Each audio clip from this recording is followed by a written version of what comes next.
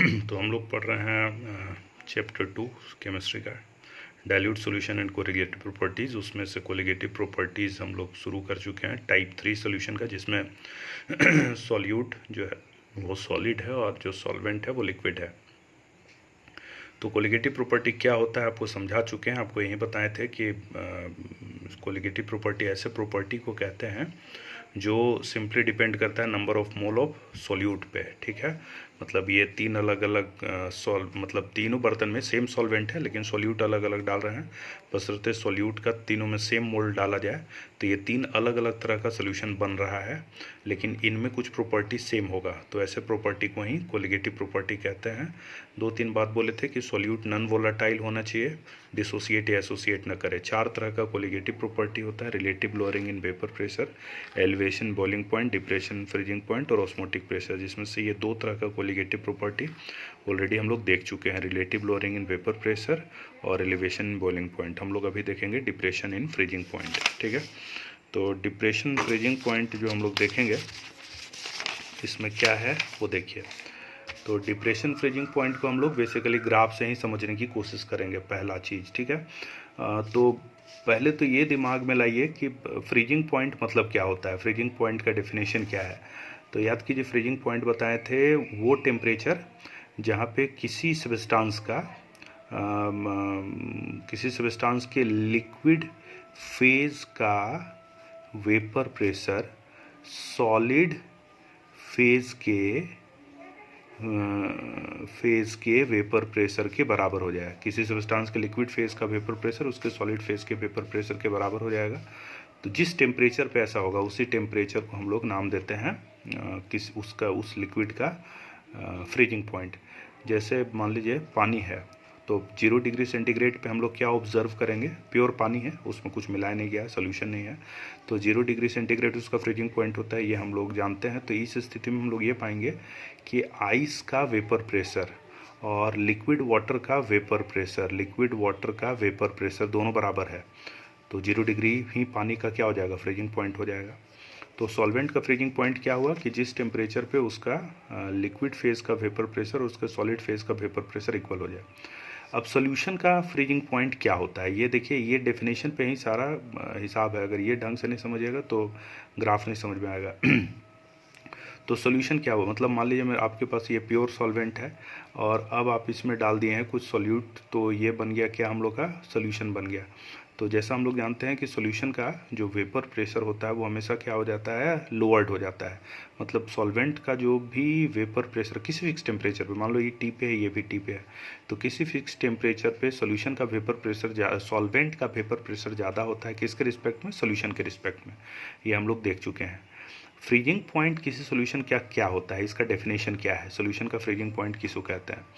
तो देखिए, जब सॉल्यूशन के फ्रीज होने के बारे में बात करते हैं तो उसमें सॉल्यूट फ्रीज नहीं होता है, ये दिमाग में ये रखना है। क्योंकि सॉल्यूट ऑलरेडी सॉलिड है, भले वो घुला हुआ है, ठीक है, वो फ्रीज नहीं करेगा। फ्रीज कौन करेगा, उसका सॉल्वेंट वाला पार्ट करेगा। ठीक है, तो जिस टेम्परेचर पर, ध्यान से, सॉल्यूशन का फ्रीजिंग पॉइंट सॉल्वेंट के सॉलिड स्टेट के, फिर से शायद गलत बोल रहे हैं, फिर से एक बार रिपीट कर रहे हैं, जिस टेम्परेचर पर सॉल्वेंट के सॉलिड स्टेट का वेपर प्रेशर सॉल्यूशन के लिक्विड स्टेट के वेपर प्रेशर से मैच कर जाए। सॉल्यूशन का वेपर प्रेशर क्या होता है हम लोग का, लो होता है। ठीक है, तो जिस टेम्परेचर पर सॉल्यूशन के लिक्विड फेज का वेपर प्रेशर सॉल्वेंट के सॉलिड स्टेट के वेपर प्रेशर से मैच करे। डेफिनेशन को एक दो बार रिपीट करके सुनिएगा। जैसे सिंपली फिर से कहें, सॉल्वेंट का अगर हम लोग फ्रीजिंग पॉइंट कह रहे हैं, इसका मतलब क्या हुआ कि वो टेम्परेचर जहाँ पर सॉल्वेंट का वेपर प्रेशर, उसके लिक्विड फेज और उसके सॉलिड फेज का वेपर प्रेशर बराबर हो गया, वहाँ सॉल्वेंट फ्रीज कर जाएगा। जैसे देखिए अभी सॉल्वेंट के ग्राफ में आइए, ये सॉल्वेंट का वेपर प्रेशर वर्सेस टेम्परेचर का ग्राफ है। तो इधर जाने का मतलब टेम्परेचर लो हो रहा है तो वेपर प्रेशर घट रहा है। यहाँ पे आके मान लीजिए सॉल्वेंट फ्रीज कर गया। इसके बाद जब वो फ्रीज करेगा तो वो क्या बन गया, सॉलिड बन गया तो उसका वेपर प्रेशर बहुत तेज़ी से नीचे गिर रहा है। तो ये सॉल्वेंट के लिक्विड फेज का वेपर प्रेशर है और ये सॉल्वेंट के सॉलिड फेज का वेपर प्रेशर है। और सॉल्यूशन का नीचे होता है ग्राफ, ऑलरेडी हम लोग 2-3 बार देख चुके हैं इसको। सॉल्यूशन का ग्राफ नीचे होता है, तो ये सॉल्यूशन का ग्राफ है जहाँ पे सॉल्यूशन का वेपर प्रेशर सॉल्वेंट के सॉलिड फेज से मैच कर जाए, जहाँ पे मिला उसी टेम्परेचर पे सॉल्यूशन फ्रीज कर जाता है। यहाँ पे सॉल्यूशन फ्रीज कर जाएगा, ये वेपर प्रेशर है सॉल्यूशन के फ्रीज होने का। चूँकि यहाँ पर इस जगह पर सॉल्वेंट के सॉलिड स्टेट का वेपर और सॉल्यूशन के लिक्विड फेज का वेपर प्रेशर मैच कर रहा है, तो यहाँ पर इस टेम्परेचर पर जमा कौन चीज़, सॉल्वेंट, और इस टेम्परेचर पर जमा कौन चीज़, सॉल्यूशन। तो सॉल्यूशन लोअर टेम्परेचर पे जम रहा है किसके रिस्पेक्ट में, सॉल्वेंट के रिस्पेक्ट में, इसलिए फ्रीजिंग पॉइंट क्या हो जाता है, डिप्रेस्ड हो जाता है। किसका, सॉल्यूशन का। किसके रिस्पेक्ट में, सॉल्वेंट के रिस्पेक्ट में, ये याद रखिएगा। तो फ्रीजिंग पॉइंट अगर सॉल्यूशन का टी है तो फ्रीजिंग पॉइंट और सॉल्वेंट का टी नॉट है, तो इसमें हमेशा कहेंगे सॉल्वेंट का फ्रीजिंग पॉइंट ज़्यादा होता है सॉल्यूशन से, याद रखिएगा, ठीक है। और इसका हम लोग कई जगह पे इस्तेमाल भी करते हैं। जैसे कुछ जगह पे जाइएगा जहाँ पे टेम्परेचर क्या होता है आपका, बहुत कम होता है, बहुत कम होता है। मतलब जैसे मान लीजिए आप अंटार्कटिका टाइप के जगह पे चले जा रहे हैं, तो वहाँ पर पानी तो 0 डिग्री सेंटीग्रेड पे जम जाता है, ये हम लोग जानते हैं। तो पानी को जमने से अगर आपको बचाना है तो आपको क्या करना पड़ेगा, तो उस पानी में कुछ सॉल्यूट ऐड कर देना पड़ेगा, ठीक है। उसको एंटी फ्रीजिंग एजेंट नाम दे दिया जाता है। तो पानी में अगर जहाँ कुछ सॉल्यूट आप ऐड कर दिए, नॉन वोलेटाइल सॉल्यूट ऐड कर दिए, तो जो सिंपली पानी 0 डिग्री पे जम रहा था वो हो सकता है कि -10 डिग्री सेंटीग्रेड पे जमे। वो तो डिपेंड करेगा कितना मात्रा में आप इसमें सॉल्यूट ऐड कर रहे हैं। लेकिन आप उसको क्या कह सकते हैं, ज़्यादा लोअर टेम्परेचर तक भी फ्रीज होने से बचा सकते हैं। तो आप किसी सॉल्वेंट में सॉल्यूट ऐड करके, नॉन वोलेटाइल सॉल्यूट ऐड करके उसको फ्रीज होने से बचा सकते हैं लोअर टेम्परेचर तक, ठीक है। तो ये कई जगह पे काफ़ी यूज़फुल होता है जहाँ पे ऐसा करना हो। खैर, तो ये जो अंतर है सॉल्यूशन के, सॉल्वेंट का फ्रीजिंग पॉइंट और सॉल्यूशन के फ्रीजिंग पॉइंट का जो डिफरेंस है, इसी को नाम देते हैं depression in freezing point. Freezing point कितना घट गया, और इसके लिए हम लोग सिंबल यूज़ करते हैं delta TF, depression in freezing point.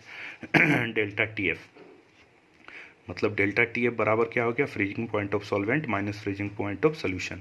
और ये एक्सपेरिमेंटली पाया जाता है कि ये जो डिप्रेशन इन फ्रीजिंग पॉइंट है ये डायरेक्टली प्रोपोर्शनल है मोलालिटी का। एलिवेशन बॉइलिंग पॉइंट में भी ऐसे ही आया था, directly proportional to what, molality. तो यहाँ पर भी वैसे ही हम लोग प्रोपोर्शनलिटी साइन हटाएं तो एक कांस्टेंट डाल दिए, इसको केएफ कहते हैं।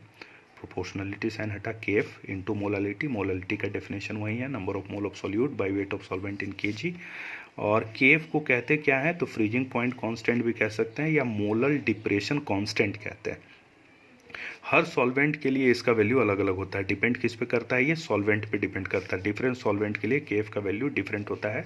जनरली ये क्वेश्चन में दिया हुआ रहता है, इसको लेके ज़्यादा लफड़ा नहीं होता है। तो ये एक इंपॉर्टेंट रिजल्ट है, इसी पर क्वेश्चन रहता है। लेकिन आज तक इस पर क्वेश्चन जो अभी बताने जा रहे हैं इस पर क्वेश्चन नहीं दिया है, बट ये आपको जानना चाहिए कि किसी सॉल्वेंट के केएफ वैल्यू को कैलकुलेट कैसे करते हैं। तो जैसे केबी वैल्यू को कैलकुलेट करते थे, सेम तरीके से कैलकुलेट करते हैं केएफ वैल्यू को भी। तो केएफ इज इक्वल टू क्या हो गया हम लोग का, RT²/LF इंटू 1000। आर तो वहीं गैस कांस्टेंट हुआ, टी क्या हुआ, फ्रीजिंग पॉइंट ऑफ सॉल्वेंट। जिस सॉल्वेंट के लिए आप केएफ निकालना चाहते हैं उसका फ्रीजिंग पॉइंट टेम्परेचर है। पानी के लिए निकालना चाहते हैं केएफ का वैल्यू, तो टी के जगह क्या, 0 डिग्री सेंटीग्रेड या 273 केल्विन, ये पुट होगा इसके जगह पे। एलएफ क्या है, तो latent heat of fusion. Latent heat of fusion फिर से फिजिक्स का टर्म है, जानना चाहिए आपको क्या होता है।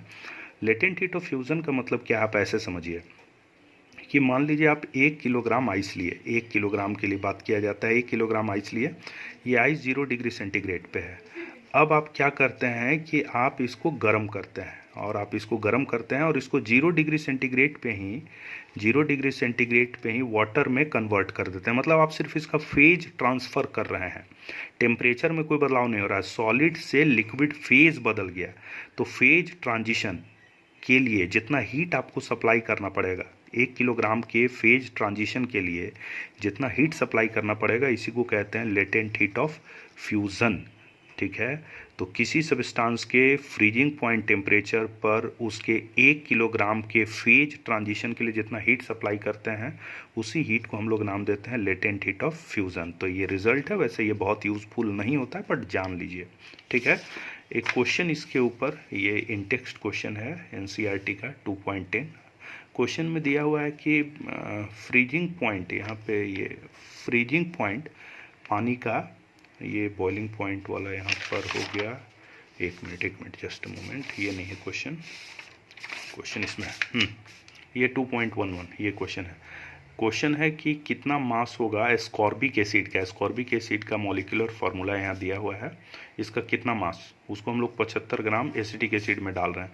एसिटिक एसिड हम लोग का सॉल्वेंट हो गया, एस्कॉर्बिक एसिड हम लोग का सॉल्यूट हो गया। तो 75 ग्राम एसिटिक एसिड में कितना एस्कॉर्बिक एसिड मिलाएं ताकि मेल्टिंग पॉइंट यानी फ्रीजिंग पॉइंट को लोअर कर दे, घटा दे, कितना 1.5 डिग्री सेंटीग्रेड से, 1.5 डिग्री सेंटीग्रेड से फ्रीजिंग पॉइंट को लोअर कर दे। एस्कॉर्बिक एसिड का KF का वैल्यू दिया हुआ है। तो क्वेश्चन पढ़ने के साथ ही क्लियर है कि इसको हम लोग को डिप्रेशन फ्रीजिंग पॉइंट से बनाना है। तो मेरे पास रिजल्ट क्या है, depression freezing point is equal to KF into molality, ये अपने पास रिजल्ट है। क्वेश्चन के अकॉर्डिंग डिप्रेशन फ्रीजिंग पॉइंट कितना दिया हुआ है 1.5, KF का वैल्यू 3.9 और मोलालिटी क्या होता है number of mole of solute by weight of solvent in kg molality. अब मान लीजिए एस्कॉर्बिक एसिड का मास x ग्राम, वही निकालना है, तो उसका मास हुआ x ग्राम। इसका मॉलिक्यूलर वेट, ये number of mole of solute है, number of mole of solute is equal to क्या होता है weight of solute by molecular weight of solute. तो मास ले लिया एस्कॉर्बिक एसिड का x और इसका मॉलिक्यूलर वेट 6 कार्बन 72, 8 हाइड्रोजन और 16 6 96, ये जोड़िएगा 176। तो ये नंबर ऑफ मोल निकल गया एस्कॉर्बिक एसिड का। और weight of solvent in kg, solvent कितना 75 ग्राम है, तो 75/1000, ये ग्राम है, उसको किलोग्राम बदलने के लिए 1000 से डिवाइड किए तो W भी निकल गया। इन दोनों को पुट कर दिए, x/176 और इसके जगह पुट किए 75 ऊपर 1000, सॉल्व करेंगे x का वैल्यू निकल जाएगा। तो इस तरह से हम लोग बता सकते हैं कि कितना ग्राम एस्कॉर्बिक एसिड मिलाएंगे।